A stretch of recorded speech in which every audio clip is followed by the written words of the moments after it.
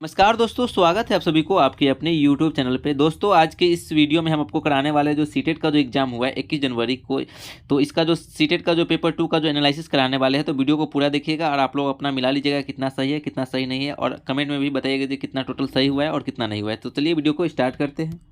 जैसा कि आप लोग देख सकते हैं, जो क्वेश्चन पेपर है या एम सेट का है। अगर आप लोग का जो क्वेश्चन पेपर अगर एम सेट का होगा तो डायरेक्ट ही मिला लीजिएगा, आप लोग को जो क्वेश्चन ढूंढने में टाइम नहीं लगेगा, ठीक है। और अगर आप लोग का जो अलग सेट का होगा तो आप लोग क्वेश्चन के अकॉर्डिंग जो है मिला लीजिएगा, ठीक है। जैसा कि आप लोग देख सकते हैं यहाँ पे लिखा गया है एस से एस 24-2, यानी कि जो सीटेट पेपर का जो है पेपर 2 यह जो क्वेश्चन पेपर है, ठीक है। अब चलिए देखते हैं कि कौन से क्वेश्चन का कौन सा आंसर होगा। तो जैसा कि यहाँ पे देख सकते हैं, जो 61 नंबर जो क्वेश्चन है वो क्या बोल रहा है, तो यहाँ पे क्वेश्चन को पढ़िएगा तो लिखा है कि ध्वनि कंपन द्वारा उत्पन्न होती है तथा भिन्न भिन्न वाद्य यंत्रों के विशिष्ट कंपमान भाग होते हैं। एक्स में ध्वनि तानित तारों द्वारा उत्पन्न होती है, वाई में तानित झिल्ली है जो कंपन करती है, तथा जेड में ध्वनि उत्पन्न करने वाला कंपमान भाग वायु स्तंभ कॉलम है, ठीक है। तो एक्स वाई और जेड क्रमशः हो सकते हैं, तो एक्स और वाई और जेड क्या हो सकते हैं, तो यहाँ पे आप लोग का इसका जो राइट आंसर हो जाएगा वो हो जाएगा सितार, हारमोनियम और ढोलक, यानी कि जो पहला आंसर इसका जो है राइट आंसर हो जाएगा, ठीक है। चलिए अगले क्वेश्चन पर चलते हैं। तो अगला क्वेश्चन है, यहाँ पे आप लोग देख सकते हैं, यहाँ पे लिखा गया निम्नलिखित में से पादप सूक्ष्म पोषकों के समुच्चय की पहचान कीजिए, यानी कि पोटेशियम, मैग्नीशियम और तांबा। इसका जो राइट आंसर हो जाएगा 62 का, ठीक है। उसके बाद अगर 63 की बात करें तो 63 में जो क्वेश्चन में लिखा गया है कि निम्नलिखित कथनों को ध्यानपूर्वक पढ़िए तथा सही विकल्प का चयन कीजिए, यानी कि जो कथन दिया है इसको सही से पढ़ना है और उसका जो है इसका जो राइट आंसर का जो है चयन करना है।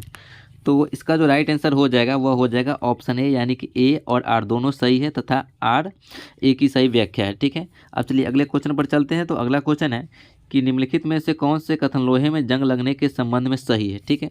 यानी कि जो सही है, यानी कि इसमें जो कथन सही देखना है, तो इसका जो राइट आंसर हो जाएगा वह ए और डी, यानी कि ए में क्या है कि यह लौह और ऑक्सीजन के बीच रासायनिक अभिक्रिया को शामिल करता है, और डी क्या है कि यह उत्क्रमणीय अभिक्रिया, यानी कि इसका जो राइट आंसर हो जाएगा वह 3 हो जाएगा, ठीक है। चलिए अगले क्वेश्चन पर चलते हैं। तो अगला क्वेश्चन है कि कॉलम में दिए गए पदार्थों का कॉलम बी में दिए गए उनके रासायनिक नामों के साथ सुलेख करना है, यानी कि इसको जो मैचिंग करना है, तो इसका जो राइट आंसर है वो ए हो जाएगा। आप लोग वीडियो पॉज करके मिला लीजिएगा, ठीक है।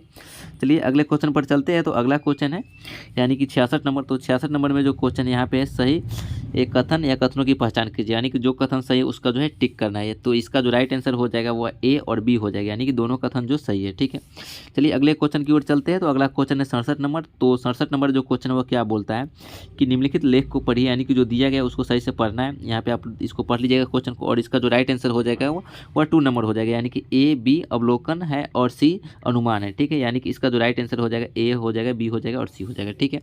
यानी कि इसका जो राइट आंसर होगा ऑप्शन 2 यहाँ पे हो जाएगा, ठीक है। चलिए अगले क्वेश्चन की ओर चलते हैं। तो अगला क्वेश्चन है, तो अगला क्वेश्चन जैसा कि देख सकते हैं यहाँ पे लिखा गया है कि निम्नलिखित में से कौन सी गैस अम्लीय वर्षा के लिए उत्तरदायी होता है, यानी कि अम्लीय वर्षा के लिए कौन सा जो गैस है वो उत्तरदायी होता है। तो इसका जो राइट आंसर हो जाएगा वह हो जाएगा सल्फर डाइऑक्साइड और नाइट्रिक ऑक्साइड, यानी कि ऑप्शन 4 इसका राइट आंसर हो जाएगा, यानी कि डी और ई इसका हो जाएगा, ठीक है। चलिए अगले क्वेश्चन पर चलते हैं। तो अगला क्वेश्चन 69 नंबर। तो 69 नंबर में है कि निम्नलिखित में से कौन सा परिकल्पना करने के कौशल का निर्देश नहीं है, तो इसका जो राइट आंसर हो जाएगा वह 3 नंबर हो जाएगा, ठीक है। अगले क्वेश्चन की बात करें तो अगला क्वेश्चन है निम्नलिखित में से सही कथनों की पहचान कीजिए, यानी कि वही है कि जो कथन इसमें सही कौन है, ठीक है। तो इसका भी राइट आंसर हो जाएगा वो 70 का जो है 3 ही हो जाएगा, ठीक है। चलिए अगले क्वेश्चन की ओर चलते हैं। तो अगला क्वेश्चन है 71 नंबर, ठीक है। तो 71 नंबर का जो क्वेश्चन इसमें लिखा गया है कि एक गेंद को हवा में ऊपर की ओर फेंका जाता है, ठीक है। वो अधिकतम ऊंचाई तक पहुंचने के तत्पश्चात फेंकने वाले के पास वापस आ गई, ठीक है। यानी कि कोई बॉल है उसको ऊपर फेंका गया फिर वो वापस आ गया, ठीक है। तो गेंद की ऊपरी मुखी और अधोमुखी गति चाल के समय निम्नलिखित में से कौन सी राशियों का समान मान है, तो इसका जो राइट आंसर हो जाएगा वह त्वरण हो जाएगा, यानी कि 71 नंबर का जो ऑप्शन है इसका जो राइट आंसर हो जाएगा, ठीक है। अब चलिए अगले क्वेश्चन पर चलते हैं। तो अगला क्वेश्चन है कि एक पिंड का रैखिक संवेग p तथा द्रव्यमान m है, तो गतिज ऊर्जा क्या हो जाएगा, तो इसका जो राइट आंसर है वह 3 हो जाएगा, यानी कि p²/2m हो जाएगा, ठीक है। उसके बाद है 73 नंबर क्वेश्चन। तो 73 नंबर क्वेश्चन भी आप लोग पढ़ लीजिएगा, इसका जो हम डायरेक्ट आंसर बता देते हैं, यानी कि इसका जो राइट आंसर हो जाएगा वो ऑप्शन 4 हो जाएगा, ठीक है। उसके बाद चलिए 74 नंबर बताते हैं। तो 74 नंबर भी क्वेश्चन पढ़ लीजिएगा। इसमें लिखा गया कि निम्नलिखित में से उन जंतुओं का समुच्चय कौन सा है जो सभी बाह्य निषेचन को दर्शाते हैं, तो इसका जो राइट आंसर हो जाएगा वह 3 नंबर हो जाएगा, ठीक है। अब अगले क्वेश्चन की ओर चले। तो अगला क्वेश्चन आप लोग यहाँ पे देख सकते हैं 75 नंबर है।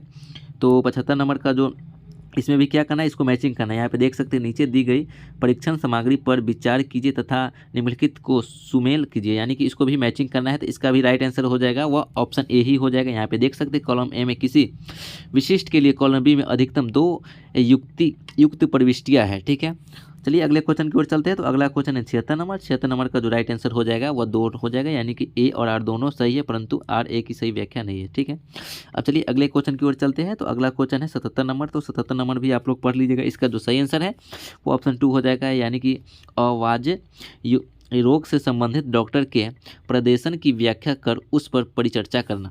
ठीक है, अब चलिए 77 नंबर क्वेश्चन देखते हैं। तो 77 नंबर तो देख ही लिए हम लोग, अब 78 नंबर देखते हैं। ठीक है, तो 78 नंबर का जो राइट आंसर हो जाएगा वह डी नंबर हो जाएगा, यानी कि ऑप्शन 4 हो जाएगा कि वैज्ञानिक उन्मुक्त विचार वाले होते हैं तथा अपने विचारों को रूपांतरित करने के इच्छुक होते हैं। ठीक है, अब 79 नंबर क्वेश्चन की ओर चलते हैं। तो जैसा कि आप लोग यहाँ पे देख सकते हैं, इसका जो राइट आंसर है वो ऑप्शन 2 हो जाएगा, यानी कि अधोमुखी दिशा में उस पर 5 न्यूटन का असंतुलित बल कार्य करता है। ठीक है, उसके बाद 80 नंबर की क्वेश्चन की ओर चलते हैं। तो 80 नंबर क्वेश्चन क्या बोलता है कि एक्स एक यंत्र है जिसका प्रयोग कोनों के इर्द गिर्द देखने के लिए किया जाता है और वाई के सिद्धांतों पर आधारित है। तो एक्स और वाई क्रम से क्या है, तो इसका जो राइट आंसर है वह ऑप्शन ए हो जाएगा, यानी कि 1 नंबर हो जाएगा दूरदर्शक और परावर्तक। ठीक है, चलिए 81 नंबर क्वेश्चन देखते हैं। तो 81 नंबर क्वेश्चन क्या है कि एक्स और वाई गाढ़े काले द्रव है जिनका प्रयोग सड़कों को पक्का करने के लिए किया जा सकता है। एक्स पेट्रोलियम से व्युत्पन्न है तथा वाई कोयले से व्युत्पन्न है। तो निम्नलिखित में से कौन सा क्रम से एक्स और वाई हो सकता है। ठीक है, तो इसका जो राइट आंसर हो जाएगा वो ऑप्शन 3 हो जाएगा, यानी कि चारकोल और बिटुमेन। ठीक है, चलिए अगले क्वेश्चन पर चलते हैं। तो अगला क्वेश्चन है 82 नंबर। तो 82 नंबर का जो राइट आंसर हो जाएगा वो ऑप्शन ए हो जाएगा, यानी कि कक्षा में कार्यान्वित करने से पूर्व प्रदर्शन का अभ्यास करना। ठीक है, उसके बाद अगर 83 नंबर क्वेश्चन की बात करें तो 83 नंबर क्वेश्चन में क्या है कि देखिए इसमें लिखा गया कि निम्नलिखित में से कौन से कथन सही है, यानी कि जो कौन सा कथन सही चूज करना है। तो इसका जो राइट आंसर हो जाएगा वो ऑप्शन 1 हो जाएगा, यानी कि खाद की अपेक्षा उर्वरक पोषकों के संबंध में अधिक समृद्ध होते हैं। ठीक है, अब चलिए अब 84 नंबर की बात करते हैं। तो 84 नंबर क्वेश्चन में भी देख सकते हैं यहाँ पे क्या लिखा गया कि उस समुच्चय को ढूंढिए जो कि कॉलम ए में पादपों का उनके द्वारा प्रदर्शित अलैंगिक जनन की विधि के साथ सही प्रकार से सुमेल करता है, यानी कि इसको भी मैचिंग करना है। तो इसका भी राइट आंसर जो हो जाएगा वो ऑप्शन ए हो जाएगा। तो आप लोग इसको मिला लीजिएगा। ठीक है, अब चलिए अब अगले क्वेश्चन पर चलते हैं। तो 85 नंबर जो क्वेश्चन है वो क्या बोल रहा है, यहाँ पे देखिए, यहाँ पे लिखा गया है निम्नलिखित में से कौन से पादप रोग जीवाणु द्वारा होते हैं। तो जीवाणु द्वारा कौन होता है, तो इसका जो राइट आंसर हो जाएगा वो 1 हो जाएगा, यानी कि ए और बी, यानी कि गेहूं में घुन लगना और दूसरा जो है सिट्रस टैकर। ठीक है, अब चलिए अगले क्वेश्चन की ओर चलते हैं। तो अगला क्वेश्चन है 86 नंबर। 86 नंबर क्वेश्चन क्या बोलता है कि अधिकतम और न्यूनतम प्रतिरोध के बीच का अंतर जो कि प्रत्येक 1/3 ओम के 3 प्रतिरोधों को जोड़ने के द्वारा प्राप्त की जा सकती है। तो वह है, तो इसका जो राइट आंसर हो जाएगा वह हो जाएगा ऑप्शन 1, यानी कि 2/3 ओम हो जाएगा। ठीक है, अब चलिए अब 87 नंबर की बात करते हैं। तो 87 नंबर क्वेश्चन यहाँ पे आप लोग पढ़ लीजिएगा। देख सकते हैं यहाँ पे इसका जो राइट आंसर है वो ऑप्शन 2 हो जाएगा, यानी कि 2 नंबर, यानी कि बी और सी हो जाएगा। ठीक है, अब 88 नंबर की बात करें। तो 88 नंबर क्वेश्चन क्या बोलता है कि कहा जा सकता है कि निम्नलिखित में से सभी में बीज प्रकीर्णन ने पादपों को लाभ पहुंचाया है।